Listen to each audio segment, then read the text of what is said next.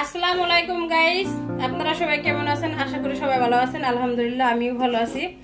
আজকে আপনাদের সাথে শেয়ার করতে চলে আসলাম শীতকালের যে কুলি পিঠা। সবাই তো কুলি পিঠার অনেক পাগল, প্রত্যেকটা পেজে গেলে কুলি পিঠা আর কুলি পিঠা। তো আমরা না বানালে কেমন হয়, কারণ সবার সাথে তাল মিলিয়ে চলতে হয় না, বাট এই জন্য আমরা একটু কুলি পিঠা বানাইতেছি।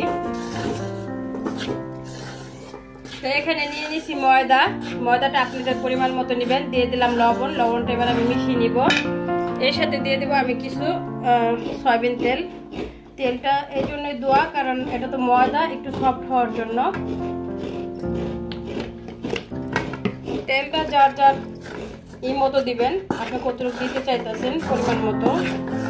তো কুলি পিঠার মধ্যে না দিলেও চলে। আসলে এই পিঠাটা কেউ ময়দা দিয়ে তৈরি করে কিনা আমি জানি না, বাট আমি তৈরি করে আপনাদের দেখাইতেছি, কারণ ময়দার এটা খেতে আমার কাছে ভালো লাগে। তো চাল দেওয়া করে, এটা হলো আপনার বিশেষ করে সিদ্ধ চাল আতপ চাল মিলাইয়া একসাথে করে, বা কেউ পোলার চালও সাথে দিয়ে করে। সো আমার চালেরটা ভালো লাগে না, আমার ময়দারটা ভালো লাগে, আমি এই জন্য ময়দা দিয়েই করতেছি। বাট এটা আমি আপনাদের সাথে শেয়ার করতেছি। এখানে আপনারা ময়দা না নিয়ে চাইলে চালের গুঁড়াটাও নিতে পারেন। চালের গুঁড়া দিয়ে বেসিক এটা করে, এটা কখনো ময়দা দিয়ে করে না। তো আমি মনে হয় একমাত্র ব্যক্তি যেটা আমি ময়দা দিয়ে করতেছি। আর কুলি পিঠা যেহেতু বানাইতেছি, তেলটা যদি আপনি স্কিপ করতে চান পারেন করতে, তেলটা না দিলেও চলে, কারণ আমি তো আটাটাকে গরম পানি দিয়ে এভাবে সিদ্ধ করে নিব। তো আর না দিলেও হয়, তারপর আমি দিয়ে দিলাম। এখন আমি দিয়ে দিব গরম পানি আমি ফুটায় রাখছিলাম। তো এটা আপনাদের পরিমাণ মতো দিবেন, এটা একেবারে দিতে যাবেন না। আর গরম পানি যখন দিবেন তখন কেউ ভুল করে হাত দিয়ে দিবেন না, কারণ এটা হলো আমি এই মেসেজটা যারা রেগুলার রান্না করা বা পুরান রাঁধুনি তাদের জন্য বলতেছি না, যারা নতুন রাঁধুনি অনেকে হয়তো নাও বুঝতে পারে, হাতটা দিয়ে ফেলতে পারে। তো এই জন্য হাত দিয়ে আস্তে আস্তে করে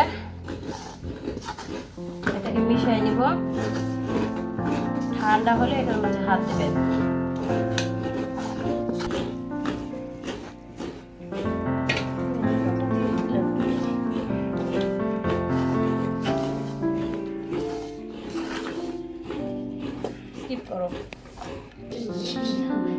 গাইস, এখানে আমি নিয়েছি খেজুরের গুড়, যেটা আমি পিঠার পুর বানাবো আর কি, ওটার জন্য খেজুরের গুড় নিয়েছি আমার পরিমাণ মতো। জাস্ট আমি এখন নারকেল কোরানোটা দিয়ে দিব। পিঠা পুলি তো আপনার দুধ পুলি বলেন, যে পুলি বলেন, নারকেল ছাড়া তো আর পিঠা হয় না, এটা নারকেল হতে হবে। আর আমার হলো নারকেল সবচেয়ে প্রিয় একটা ফল, যেটা বলে, যেটা আমি অনেক পছন্দ করি, ভীষণ পছন্দ করি। যেটাতে নারকেল না যায় সেটার ভিতরে আমি নারকেল দিয়ে দিই। এখন এটা মিশিয়ে পুরটা করে নেব আর কি।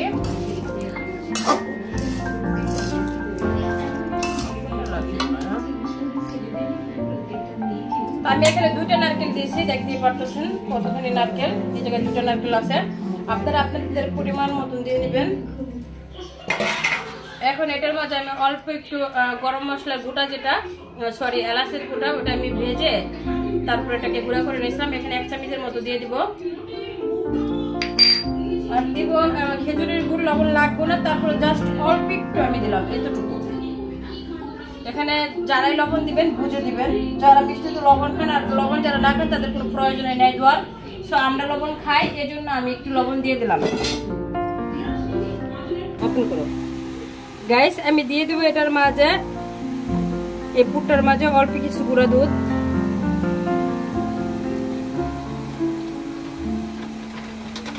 আর এখানে দিয়ে দিচ্ছি আপনার অল্প একটু পানি, এই পুরটা বানানোর জন্য। একটু দূরে যাও। এখন আমি এটাকে ভালোভাবে মিশিয়ে পুরটা করে নেব। নারকেলের যে পুরটা আমি তৈরি করতেছি, এটা আমি এইভাবে করতেছি, জানি না আর কে কিভাবে করে। তো আমি এইভাবে করতেছি। যদি আপনারা কেউ আমি যেভাবে করতেছি রেসিপিটা ফলো করে যদি কেউ খেতে চান, তাহলে এটা প্রথম থেকে শেষ পর্যন্ত দেখবেন আমার ভিডিওটা। তো এইভাবে করে খাবেন, দেখবেন অনেক ভালো লাগবে। দুধ পুলি পিঠা সবাই খায়, বাট এক এক অঞ্চলে এক একভাবে খায়, সব অঞ্চলে তার এক রকম করে খায় না। তো আমি যেভাবে তৈরি করি সেটা আপনাদের সাথে শেয়ার করতেছি। যদি ভালো লাগে তাহলে নিচ্ছে এই শীতে একদিন হলেও বাসায় তৈরি করে খাবেন।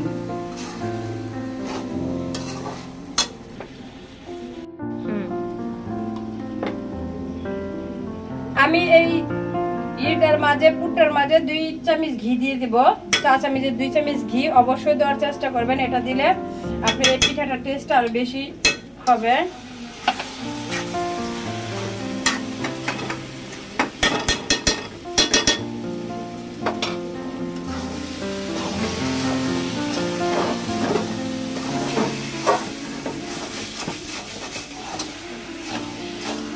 এই পুরটা এমনি যতটুকু মানে স্বাদ না হয়, আপনি এই ঘিটা দেওয়ার কারণে দেখবেন দ্বিগুণ স্বাদ বেড়ে যায়।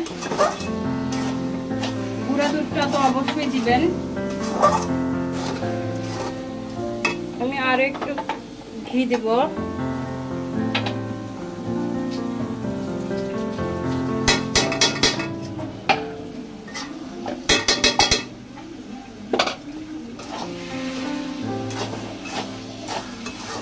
এখন আমি ভালো করে এটাকে মিশিয়ে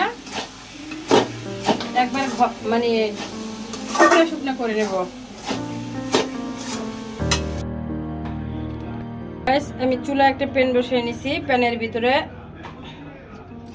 কিছু বাদাম কুচি দিব, কাঠবাদাম আর কাজু বাদাম দুইটা আমি কুচি করে নিছি। দেখেন কেমন কুচি করছি, একবারে ঝুরি ঝুরি করে। এটা আমি একটু ভেজে নিব।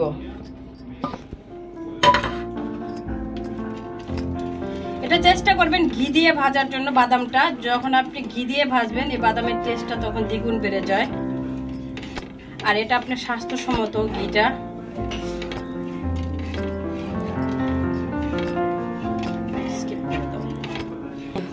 গাইস আমার বাদামটা ভাজা হয়ে গেছে। এবার আমি এই নারকেলের পুরটার মাঝে সব বাদামটা দিয়ে দিব। এটা আমি দিচ্ছি, সো আপনাদের যদি ভালো লাগে আপনারা এটা দিবেন, দেওয়ার চেষ্টা করবেন। তাহলে আপনার দেখা যায় এই দুধপুলি পিঠাটা সবার চেয়ে একটু ডিফারেন্স হবে। আপনি ডিফারেন্স খুঁজেই পাবেন এখানে। আর খেতে ভালো লাগে, এটা ভীষণ ভালো লাগে খেতে। ঠিক আছে, তো এটা দেওয়ার চেষ্টা করবেন। দিয়ে এভাবে সম্পূর্ণটা মিশিয়ে নেবেন। তো যখন আপনি দুধপুলি পিঠাটা কামড় দিবেন তখন দেখবেন আপনার দাঁতের নিচে বাদামটা পড়লে খুব ভালো লাগবে। কারণ বাদামের সবকিছু স্বাদ আরো বাড়ায়, সেটা জানেন। তো এভাবে আমি এটাকে বানাই নিলাম।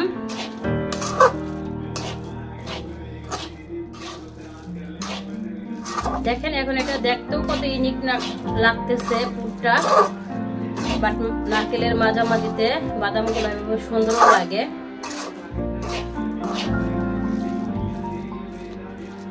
এটা দিয়ে যখন আপনি বানাবেন তখন এটা টেস্টটা বেড়ে যাবে।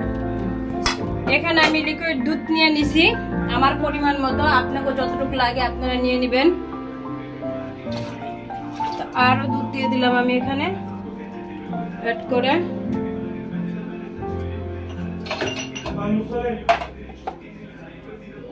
এটার মাঝে আমি দিব কনডেন্স মিল্ক।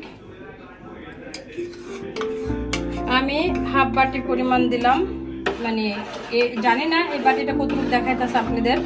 আপনারা আপনাদের পছন্দ মতন বা কি মতো দিবেন, যতটুকু আপনারা দিতে চান। কনডেন্স মিল্কটা অবশ্যই দিবেন, কারণ কনডেন্স মিল্ক দিলে এমনি স্বাদটা বেড়ে যায়। তো এটা যখন দুধপুলি পিঠা বলা হয় তো একটু এক্সট্রা দিয়ে খাওয়ার চেষ্টা করবেন।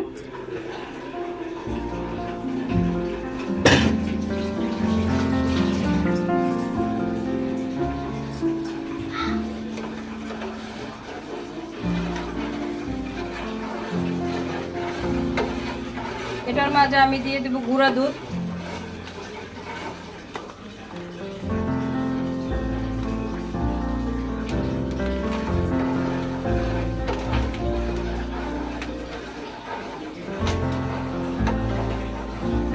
গুঁড়া দুধ আমি 1 বাটি পরিমাণ দিয়ে দিলাম। আপনারা আপনাদের পছন্দ মতন দিয়ে দিবেন যতটুকু দিতে চান। এবার আমি ভালো করে এটাকে মিশিয়ে নিব। চিনিটা আমি আরো পরে দিব। আমি এটার মিষ্টিটা আগে বুঝবো, যেহেতু কনডেন্স মিল্ক দিলাম, গুঁড়া দুধ দিলাম, এগুলোতে এমনি মিষ্টি। এটা বুঝে তারপরে আমি দিব।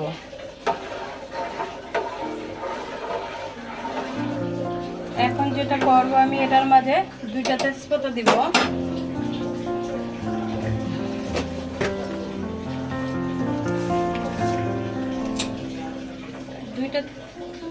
তেজপাতা দিয়ে দিব এইভাবে, এটাকে ছিঁড়ে ভাগ করে দিয়ে দিলাম। ছিঁড়ে দেওয়ার একটাই কারণ, যাতে তেজপাতার মাছ থেকে ফ্লেভারটা ভালো মতো বের হয়ে যায়। তো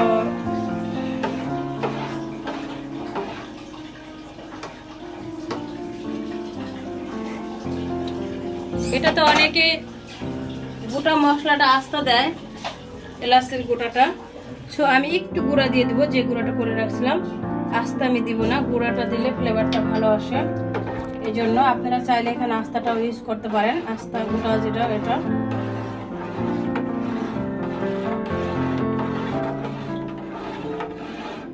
তো আমার দুধটা জাল হতে থাক, আমি এবার পিঠাটা বানিয়ে নেব। গাইস, আমি কুলি পিঠাটা কিভাবে তৈরি করে দেখেন। আমি এভাবে রুটিটা বানাই নিছি। সো একবার ইজি ভাবে আপনি যদি সব পিঠাগুলো একই রকম বানাইতে চান, তাহলে এরকম একটা ছোট্ট একটা রুটি বানাবেন। বানাই এটার মাঝে আমি যেভাবে পুরটা ঢুকাইলাম, ঢুকাইয়া বাস এই যে এভাবে ভেঙে নেবেন, এভাবে ভেঙে নেবেন। আরেকটা দেখেন আমি রুটিটা নিছি। রুটিটা আমি সব রুটিগুলো আমি এভাবে ছোট ছোট করে বানাই নিছি। এখন আমি এটার মাঝে যেভাবে পুরটা দিতেছি, বানাইতে সবাই পারে, বাট যারা নতুন আছে তারা তো আর বানাইতে পারে না, অনেকে ভাঙতেও পারে না। পিঠাটা বানানো একটা আর্ট, তো এটা সবাই পারে না। তো যারা না পারে তাদের জন্য আমি এটা এইভাবে দেখাই দিলাম। জাস্ট এই 2 মাথা থেকে ধইরা এটারে টিপ মারবেন। টিপ মারলে এটা একটু বাড়তি হয়ে যাবে, তখন আপনি এটাকে টিপ দিয়ে ধরে একটু ডিজাইন করে দিবেন, এটাকে আটকাই দিবেন মুখটা, যাতে এটা আপনি যখন দুধের মাঝে দিবেন তখন যাতে না ভেঙে। এই দেখছেন এটা আমার তৈরি হয়ে গেল। তো এইভাবে আমি সব পিঠাগুলো বানিয়ে নিছি, বানিয়ে নিতেছি। দেখেন কেমন হয়েছে। যদি ভালো লাগে কমেন্টে বলবেন কেমন হয়েছে। যদি এটা নিয়ে কোনো কিছু জানার থাকে সেটাও জানতে পারেন কমেন্টের মাধ্যমে। তো গাইস, এভাবে আমার পিঠাগুলো বানিয়ে নিলাম। এবার আমি দুধের মধ্যে ছেড়ে দিচ্ছি এক এক করে, যে দুধটা ফুটায় রাখছিলাম।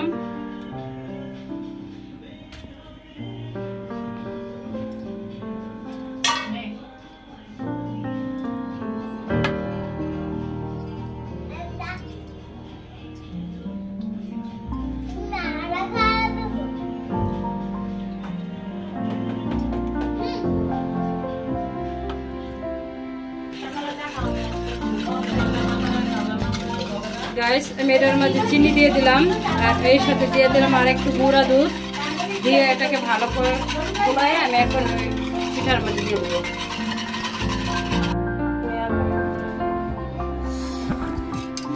সো আমি এখানে লিকুইড দুধ নিয়ে নিয়েছি। দুধের মাঝে আমি এই পিঠার যে এটা আছে লেয়ারটা, ওটা একটু ঘন হওয়ার জন্য আমি দেখেন এখানে একটু চালের গুঁড়ি দিয়ে দিচ্ছি, অল্প, বেশি না, জাস্ট ওটা যাতে একটু ঘন হয়। এমনি তো ঘন হয়ে গেছে, বাট আমি এতটুকু দিলাম। এখানে আমার লিকুইড দুধটার মাঝে এটা দিয়ে এটা আমি একটু ভালো করে ফুটাই নেব ওটার মাঝে দিয়ে, তাহলে এটা দিতে ভালো হবে।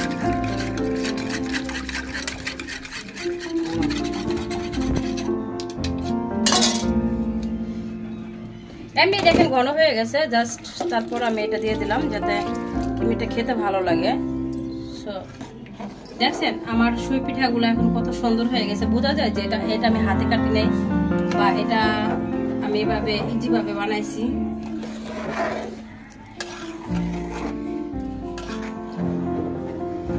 অনেক গরম বাবা, স্কিপ করো। হ্যাঁ, লাড়া দাও। গাইস, আমার পিঠাটা হয়ে গেছে দেখেন। এখন আমি এটা নামাই নেব।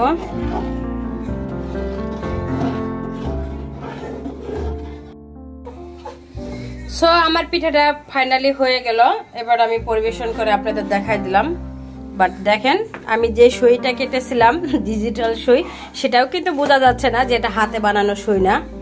জাস্ট দেখেন কতটা ইয়ামি হয়েছে আমার পিঠাটা। সো আপনারা সবাই আমাকে লাইক কমেন্টে কমেন্টের মাধ্যমে জানাবেন পিঠাটা কেমন হয়েছে। আমি একটা ভেঙে দেখাই আপনাদের ভিতরটা কিরকম। আমি যে পুরটা দিয়েছি দেখেন, দেখতে পারতেছেন গরম পিঠাটা আমি ঢেলে নিছি। তো আমার পিঠাটা কেমন হয়েছে একবার হলো এই পিঠাটা আপনারা শীতের মধ্যে জাস্ট আমি যেভাবে বানাইছি এভাবে খেয়ে দেখবেন। পুলি পিঠা অনেকভাবে খাইছেন, অনেকে খাওয়ায়, মানে প্রত্যেকটা অঞ্চলে পুলি পিঠা করে, দুধ পুলি পিঠাটা। বাট আমি যেভাবে করছি এইভাবে যদি একবার খান এটার স্বাদ কখনো ভুলবেন না, কথা দিচ্ছি। যদি ভুলে যান তাহলে আমাকে আবার এসে কমেন্টে জানা যাবেন যে আপু কি বলছিলেন, সেটা তো মিথ্যে বলছেন। তো আমার পিঠাটা কেমন হয়েছে দেখতেই পারতেছেন কতটা লোভনীয় হয়েছে। তো এই ছিল আজকের ভিডিও আমার এই পর্যন্তই। ভালো থাকবেন সবাই, আমার জন্য দোয়া করবেন, আমার পরিবারের প্রতিটা সদস্যের জন্য দোয়া করবেন যাতে আমি ভালো থাকি, আমার ছেলে মেয়ে ভালো থাকে, এবং কি আমি দোয়া করি আপনারাও যত ভালো থাকেন, আপনাদের প্রতিটা ফ্যামিলির লোকজনই যাতে ভালো থাকে, আমি এটাও দোয়া করি। সবাই যারা আমার সাবস্ক্রাইবার বা যারা আমার বন্ধু তারা কেন তাদের বাইরেও সব মানুষই যাতে ভালো থাকে, আমি এই দোয়াটা করি। সো এই পর্যন্ত আজকের ভিডিও। যদি কোনো ভুল ত্রুটি হয়ে থাকে সেটাও বলতে পারেন কমেন্টের মাধ্যমে। যারা আমার সিনিয়র আছেন তারা আমাকে আমার ভুলটা ধরিয়ে দিবেন, আমি খুশি হব, কারণ মানুষের শিক্ষার কখনো শেষ নাই। সো এটা এই পর্যন্ত ছিল, ভালো থাকবেন সবাই, আল্লাহ হাফেজ।